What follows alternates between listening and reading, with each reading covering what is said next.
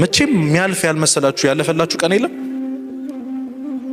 በጣም ዝምተኛ ኩል ልትሆኑ ትችላላችሁ። ይሄን ግን መመለስ አለባችሁ፣ መመስከር ግዴታችሁ ስለሆነ።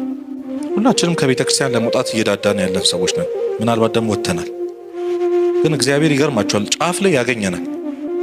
ምናልባት ይሄ ትምህርት ረፍዱም ከሆነ አግኝቶን አልፈነው ትተነው ይደናል። እኛ ወደ እሱ ወደ ብርሃኑ ባንሄድ እንኳን እሱ ወደ ጨለማው ክፍላችን ይመጣል፣ ሊያጽናናን፣ አታልቅሽ አታልቅስ ሊለን ማለት ይዞ ተሸክሞ የሚሄደው የመጀመሪያው ተስፋ አስቆራጭ ነገር ክፉ ልማድ ሱስ ነው። መቼ እንደገባንበት አናቅም፣ መቼ እንደያዘን አናቅም። የሆነ ቀን እንሞክረው ብለን የገባንበት ነገር አሁን እየታግለን እንኳን መውጣት አቃተ። ደግሞ የሚያስጠላው ነገር ለሰው ማውራት አንችል።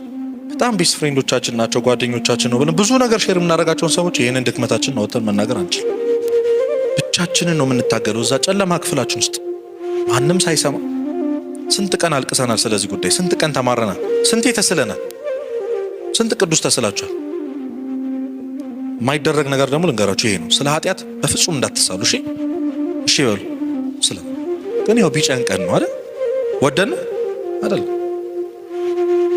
እና ይገባኛል ክብደቱ። እንደዚህ ያደረገልን እግዚአብሔር ስንት ነገር መሆን ሲጠብቅብን በማይሆን ኃጢአት ተጠላልፈን፣ ክፉ ልማድ ተጠላልፈን ቤታችን ቁጭ ያለን ብዙዎች፣ እናንተ ብቻ ሳይሆን በጣም ብዙ ወጣቶች። ስለዚህ በዚህ በጣም በሚደጋገም ኃጢአት ምናልባት እኮ ንስሐ ገብተን እናውቃለን፣ ስጋ ወደሙ ተቀብለን እናውቃለን። ግን አንድ ሳምንት 2 ሳምንት አንሻገርም፣ ይወቀና ራሳችን እናገኘዋልና አንድ ሰው የሆነ ነገርን በጣም በተደጋጋሚ በሞከረ ቁጥር ነፍሱ እየዛለች እንደማይሳካ እያመነች ነው። እና ሰይጣን በጣም በተቻለው አቅም ያን ተስፋ ማቁረጥ ከጀመረ የፈለገ መጀመሪያ የሚያደርገው ነገር ይሄ ነው፣ ማስያዝ።